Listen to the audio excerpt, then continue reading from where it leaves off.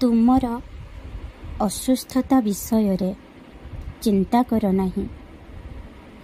ମୁଁ ତୁମ ସହିତ ଅଛି ଏବଂ ତୁମର ରକ୍ଷା କରୁଛି। ତୁମ ସହିତ କିଛି ବି ହେବ ନାହିଁ। କିଛି ଦିନ ମଧ୍ୟରେ ତୁମେ ସମ୍ପୂର୍ଣ୍ଣ ଭାବରେ ଭଲ ହୋଇଯିବ।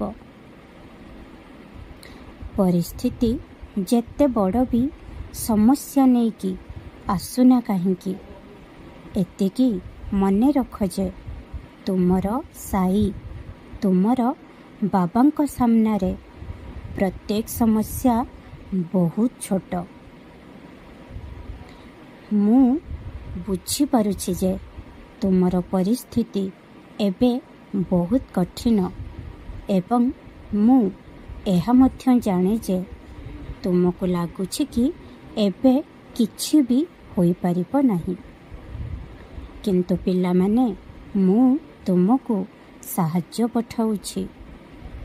ମୋର ହିଁ ଏକ ପିଲା ଆସିବ ଯିଏ ତୁମକୁ ସାହାଯ୍ୟ କରିବ ଏବଂ ତୁମେ ଏହି କଠିନ ପରିସ୍ଥିତିରୁ ଅତି ସହଜରେ ବାହାରକୁ ଆସିବ।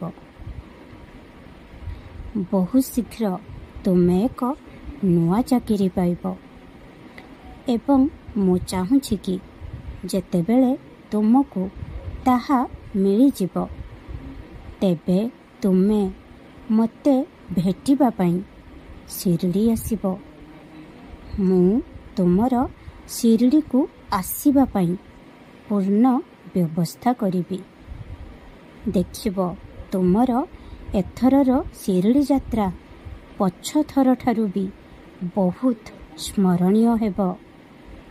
କାହିଁକି ନା ମୁଁ ତୁମକୁ ଭେଟିବାକୁ ଆସିବି ଏବଂ ତୁମକୁ ସୁନ୍ଦର ଭାବରେ ଦର୍ଶନ ବି ଦେବି। ଖୁସିରେ ରୁହ, ଖୁବ୍ ହସ।